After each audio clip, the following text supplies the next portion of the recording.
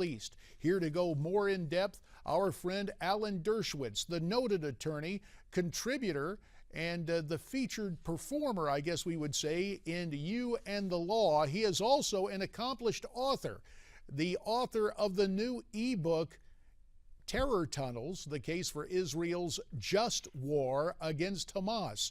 As I mentioned earlier, he is a contributor both to Newsmax TV with You and the Law and a blogger at Newsmax.com. And he joins us by telephone today. Alan, thank you for your time. Here we go again. 2 Israeli soldiers wounded with this incursion by Hezbollah. What else can you add to this situation? Well, Iran, again, is trying to be provocative. Hezbollah does nothing without Iran. It's simply a puppet of Iran. And Prime Minister Netanyahu was absolutely correct when he said at the UN, I was there at the UN listening to him, that we have to keep our eye on the prize. And the prize is to make sure that Iran does not develop nuclear weapons. And I think the important point to remember is Israel is simply not going to allow that to happen.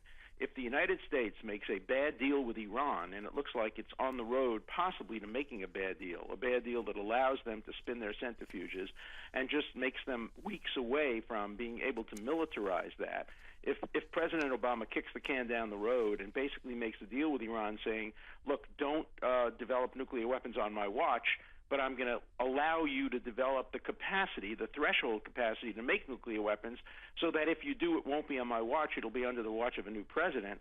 Israel's simply not going to accept that, and we're going to see a real crisis because Israel will then be forced. It will have no choice but to take military action against the Iranian nuclear reactors, which have been pledged to wipe Israel off the map. No nation could tolerate that. The United States didn't tolerate Cuban missiles on its border, and Israel cannot tolerate a nuclear Iran. So Israel may have to attack Iran after the United States made a deal, and that will create a terrible conflict between Israel and the United States. It will isolate Israel from the international community, but the world will thank Israel again, as it did in 1981, when Israel destroyed the Iraqi nuclear reactor and was condemned at the United Nations by the administration at that point in time, the Reagan administration. And then a few years later, the United States thanked Israel for doing it, because if Israel hadn't destroyed Iraq's nuclear reactor, Saddam Hussein would still be in Kuwait. And if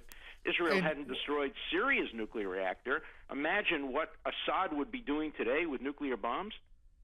Well, and as you mentioned that, we can go from the historical perspective at Osirik to the here and now, the incursion, what Hezbollah is up to. But briefly, I want to talk about Turkey, what's going on.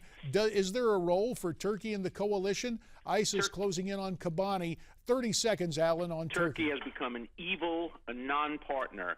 It cares more about killing the Kurds than ISIS does. It worries because it's never been willing to give the Kurds independence. They want to see an independent Palestinian state, but they do not want to see an independent Kurdish state. And the Kurds have a far greater claim to statehood and independence than the Palestinians ever had. They rarely use terrorism. They have been a democracy, and yet Turkey is trying to suppress Turkish statehood and are willing to see Kurdish people die. And Alan, in your own outspoken way, you make points provocatively and persuasively. That's why you've had such great success as an attorney in trial court and elsewhere. We will continue to focus on the international scene and have you back to talk about that. For now, let's leave the international scene right there. When we come back, Alan, we're going to ask you to stay with us. We'll turn our attention to what's happening here at home domestically, let you speak as a constitutional law expert discussing voting rights, including reports that the Mexican consulate wants to send out a mobile van to register American voters in Wisconsin. Let that sink in for a second.